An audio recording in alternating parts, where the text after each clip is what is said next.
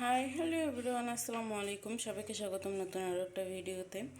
তো এখানে আছে বিলাতে ধনেপাতা, এখানে আছে আলু সিদ্ধ। আমি সুন্দর করে এটা মিক্স করে নিয়েছি, মানে করে একবারে মিহিন করে নিয়েছি। এখানে আছে অল্প পরিমাণ ময়দা, আর এখানে আছে পেঁয়াজ মরিচ। তো আমি এখন এই আলু দিয়ে আলুর চপ বানাবো। এখানে সব কিছু আমি পেঁয়াজটা বেশি করে কেটে নিয়েছি। তো এখানে আমি সব মশলা এখন এক এক করে দিয়ে দিব। সো আমি এখানে অল্প পরিমাণ জিরার গুঁড়া দিয়ে দিলাম।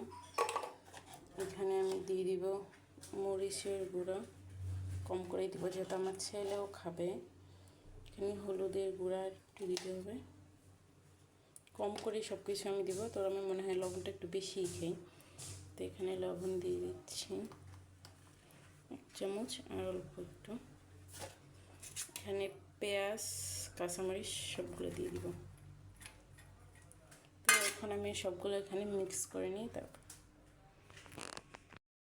সম্পূর্ণ সুন্দরভাবে মিক্স করা এটা শেষ। এখন আমি বড়া বানাবো। এখানে কিন্তু আমি অল্প পরিমাণ পানিও দিইনি, একটু পানিও এখানে আমি দিইনি। সবগুলো আমি এখানে দিয়ে দিয়েছি, শুধু মানে আলুটা দিয়ে মিক্স করা হয়ে গেছে, যেহেতু আলুটা নরম থাকে।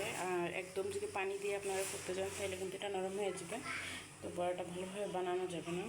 তো আমার এগুলো সবগুলো ক্লিন করা শেষ।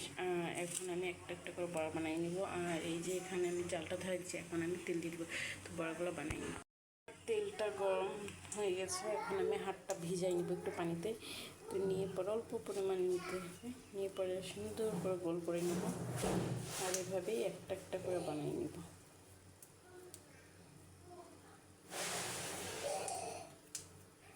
তো আমি পাতলা করে দেবো যাতে ভিতরটাও সুন্দরভাবে হয়। এইভাবে একটা একটা করে দিয়ে দিব, আর আঁচটা আমি কমাই দিব।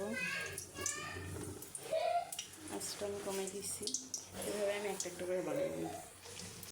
এখানে কিন্তু আমার বানানো শেষ, আর এটা কিন্তু খেতে খুবই মজা। তো যদি ভিডিওটা ভালো লাগে অবশ্যই লাইক করুন, শেয়ার এবং সাবস্ক্রাইব করতে কিন্তু ভুলবেন না।